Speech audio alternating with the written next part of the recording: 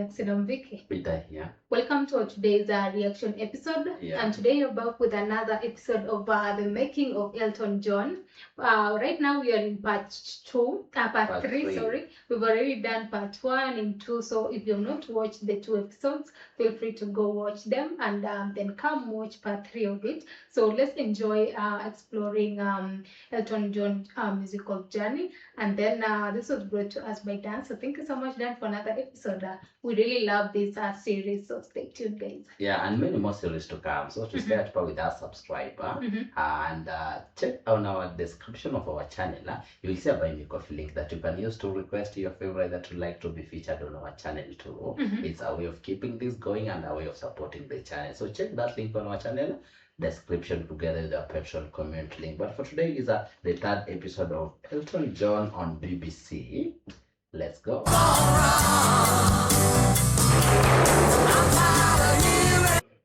Okay.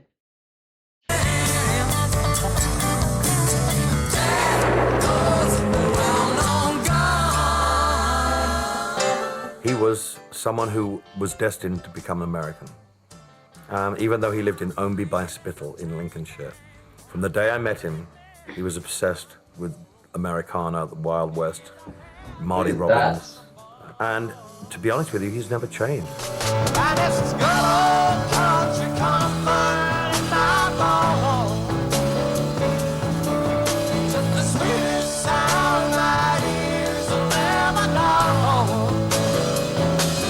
Bernie's lyrics were straight out of the Wild West and were complemented by Elton's bluesy southern rock style.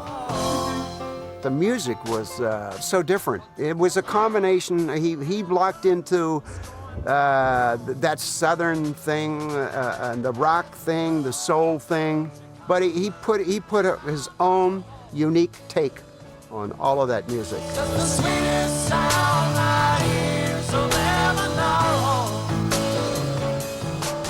Gospel and soul and country, basically that's my favorite kind of music, American music that embraces all those three kind of, like Elvis Presley did in a way.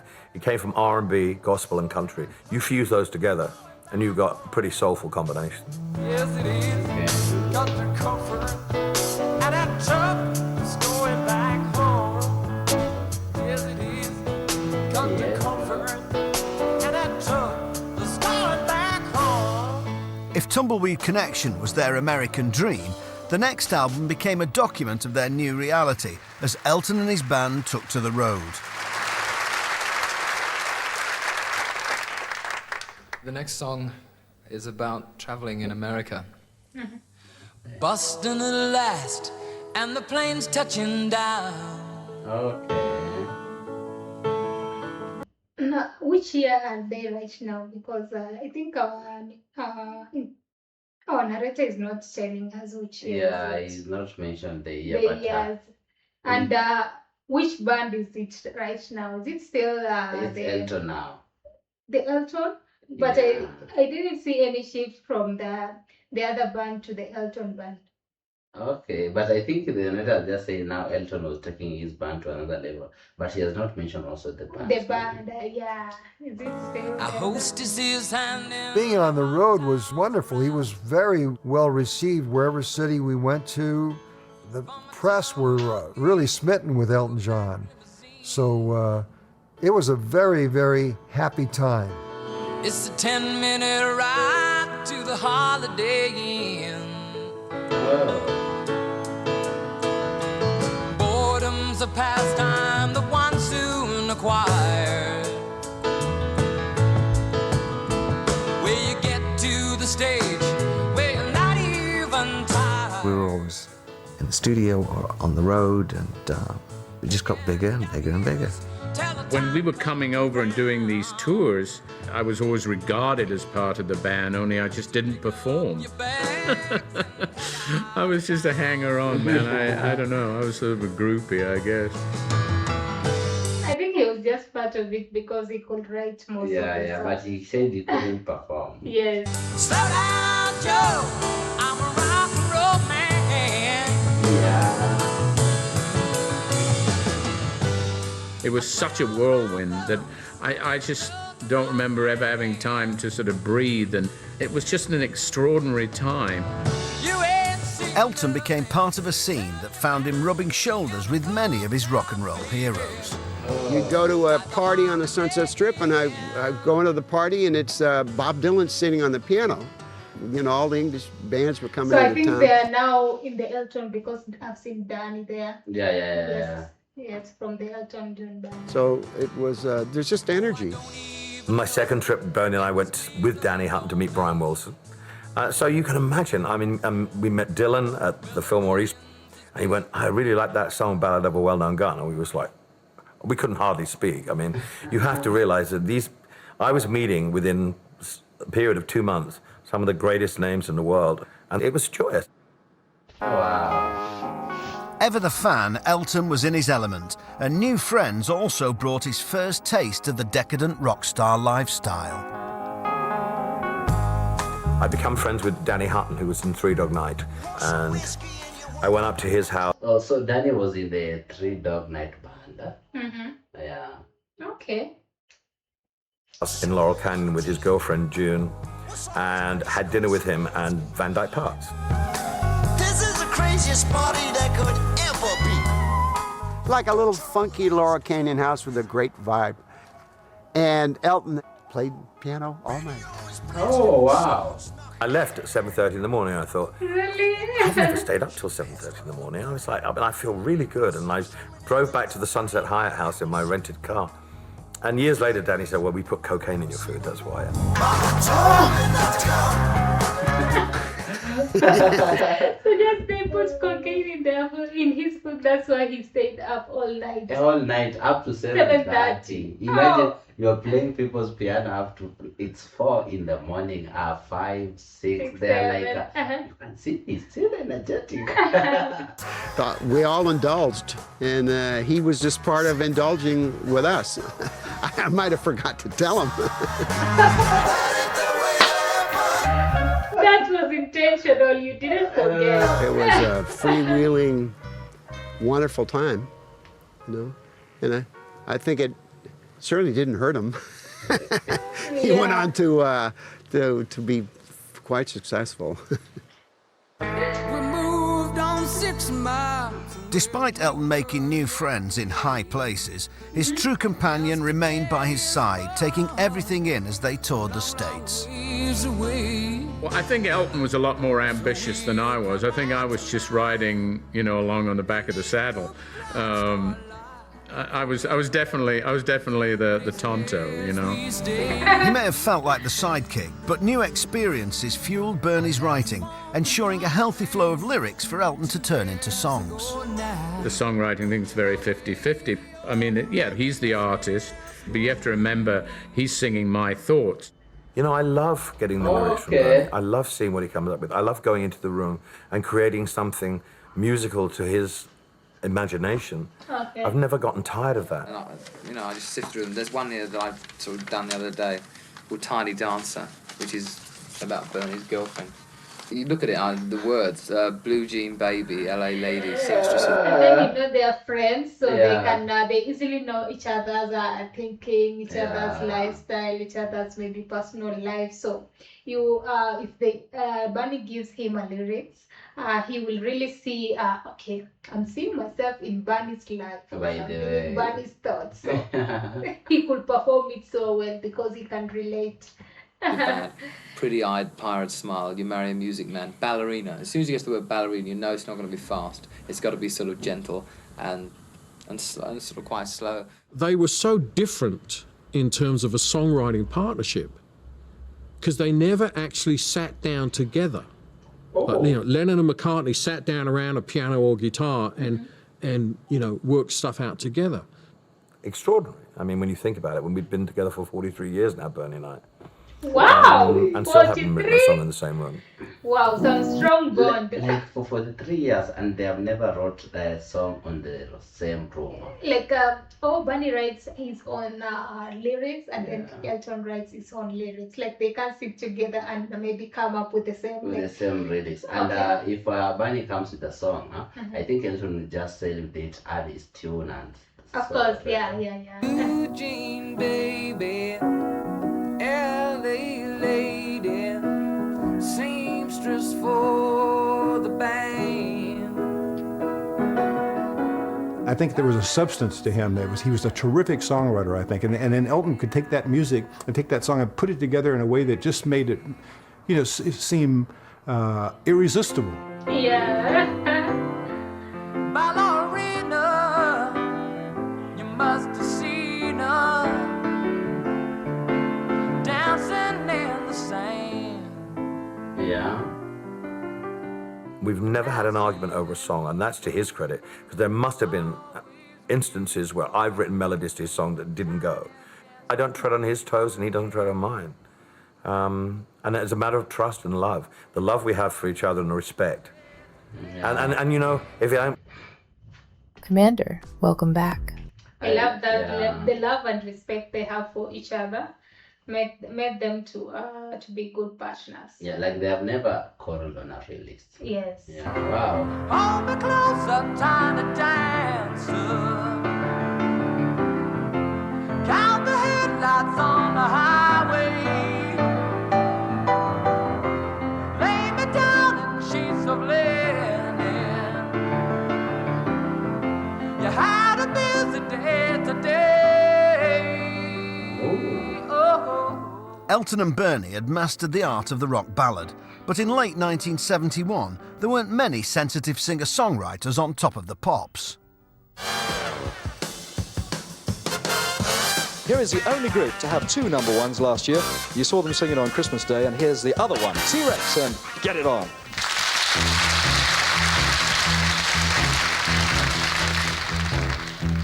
While Elton was across the water, back in the UK, Mark Bolan had paved the way for a new kind of garish, glittering glam rock. He had just mentioned a name I've not gotten. Glam something. Glam. Glam rock, or is it a type of music? I think it's a band by the name Glam that. Paved the way for glam rock. I feel like it's kind of new style of music, rock, style of rock. But there was two. Garish. Yeah. The water, back in the UK, Mark Bolan had paved the way for a new kind of garish, glittering. There's a name. Okay. See, I hear this name. Back in the UK, Mark Bolan had paved the Mark Bolan. way for a new kind of garish, glittering glam rock.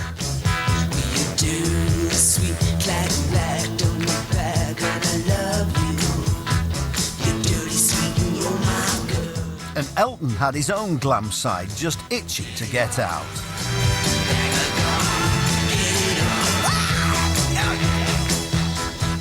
After Tumbleweed and Madman, we went in a whole different direction, you know, and suddenly overnight we went from being these American FM darlings of kind of folk rock suddenly morphed into this other character. Elton basically became a pop star. And I think it's gonna be a long, long time till touchdown brings me round again to find I'm not the man they think I am at home. Oh no, no, no. I'm a rocket man, burning out his fuse out of every home. Rocket Man was the first big single, I mean a pop single. Because up to then I'd had your song, and Leaving on Tiny Dancer weren't big hits at all. So yeah, that changed everything.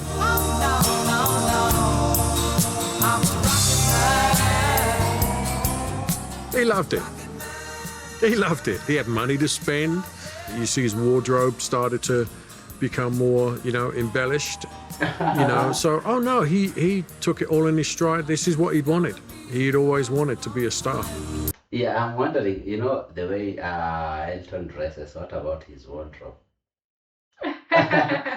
Most of the spots for the specs you'll find some zoom. Yeah, different types. He went from here to here very quickly, but he became very flamboyant also. I mean, all of a sudden became this wild, crazy character. I think that's what really took him to the superstar area. I remember when rock was young. Yeah. And Susie had so much fun. Holding hands and screaming. thought he suddenly jumped out of his skin and became a giant sort of show business character. He was larger than life. And some of the clothes he wore were unbelievably funny. Wow, look at that.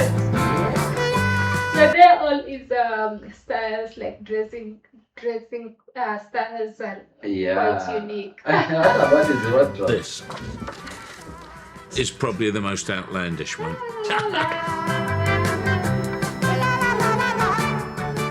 I felt that I could have carte blanche to do what I want, and I did. I took Legs Larry Smith on tours. Larry would come and tap dance wearing a crash helmet with a wedding couple on, and then we'd use midgets. We had a band of midgets dancing with us, and we did all sorts of potty things. People would come and think, well, what's he going to do now? Elton was having fun. The fancy dress and rock and roll pastiche of Crocodile Rock were a far cry from the sombre songwriter he appeared to be back in '69.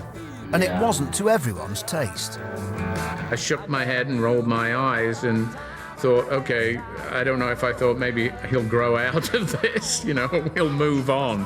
Yeah, it was ridiculous. I mean, you don't sing your song in a Donald Duck outfit in Central Park. It's beyond awful. But nobody was really going to tell him no at the time. People say you shouldn't wear clothes. If you sing something like your song, you shouldn't wear something like that. It's like, oh, fuck off, why not? And I think then you become a law unto yourself and you say, oh, there's nothing I can't do or can't get away with. So the character that Bunny is waiting to draw is saying that fuck off. I feel like he was just like, can you wear this? Yes, why not? Yeah, I know. I remember Bunny the friend is waiting for the friend to change, like draw that. Yeah, but like the friend he's is giving him some time, like, oh, let me give him something, he will draw.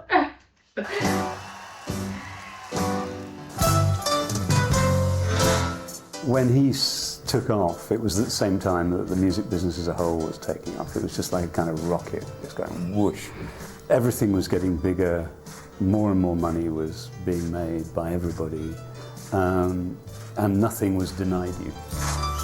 By this time, Elton had become Elton, spend a lot. So everything backstage was always, palm trees and God knows what else, lavish.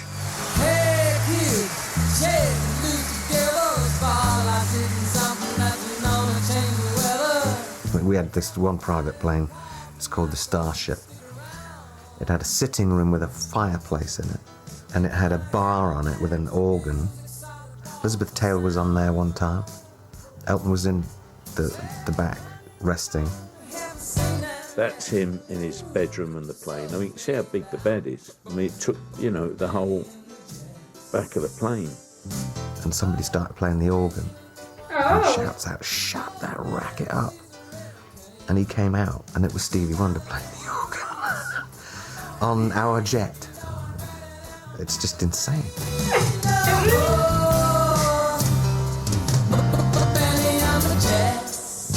If you talk about the sort of private planes and the touring parties and everybody having their own limousine and everybody having their own security, and yeah, we did all that, but undoubtedly at some point you're going to go, where do you go from here? I mean, where do you go from here?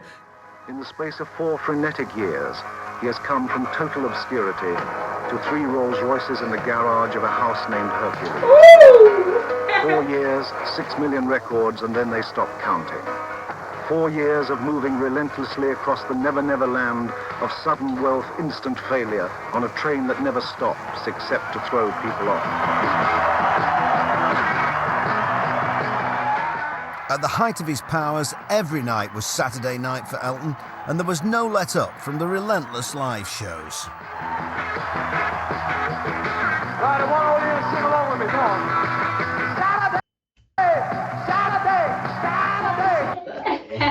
Every night was Saturday. That's the song. Saturday, yeah. Yeah, that song. Wow, that has been interesting. So much on our part 3 of Elton John journey on BBC. Exactly. I feel like every part just come with the more we get to the next part, they are getting more and more interesting. And the part that I did got well on it is the Stevie Wonder part. Like he was resting somewhere, then Stevie played, then he shouted that part. It was towards the end.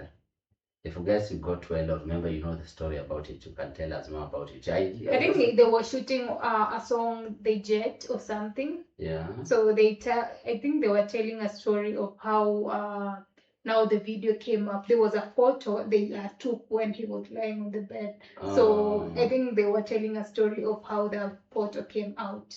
Oh, I got it now. But you guys can clarify on that. Yeah, but meanwhile, it is a very interesting journey to be part of it with you. So thank you, Dan, for sponsoring this. Thank you guys for watching with us. Share your thoughts. Any part that we have not mentioned, maybe we didn't pause for it because we couldn't be pausing every minute. Yeah. So you guys maybe can elaborate something maybe you've seen and it was so interesting. You can elaborate for us down at the comments. We will appreciate it. But generally, Elton had a very interesting journey and we are yet to finish it. And all the people around him, like they were so amazing. And sharing the experience with him and Barney, like they have remained, I think, 43 years. That's a lot. And the love and respect they have for each other in terms of their partnership, that was really great. Whatever I'm waiting for is to see if Elton changed the dressing codes. Later. But you've seen like most of his performances, I feel he was just wearing but on the specs, he reduced the size. And he went reducing that. Or he reduced from maybe something that was having some like extraordinary styles, zoom, I don't know. There is a one big white one, a rounded one. So another was looking like a cat face where it has some like the cat, I don't know, hair. Like this. But it was really amazing. So much amazing. Yeah, I feel like he really enjoyed his his 20s. Yeah, if I enjoy watching him, what about himself? Exactly. He really had fun on his 20s and had fun on his own performances. Yeah, so guys, first subscribe to stay at par with us. That's much important, and feel free also to share any of your favorite band, artist, or any of your favorite episode that you'd like us to jump to. And stay tuned for the part 4. I think the journey is getting more interesting. So stay tuned. And always see you. Bye bye.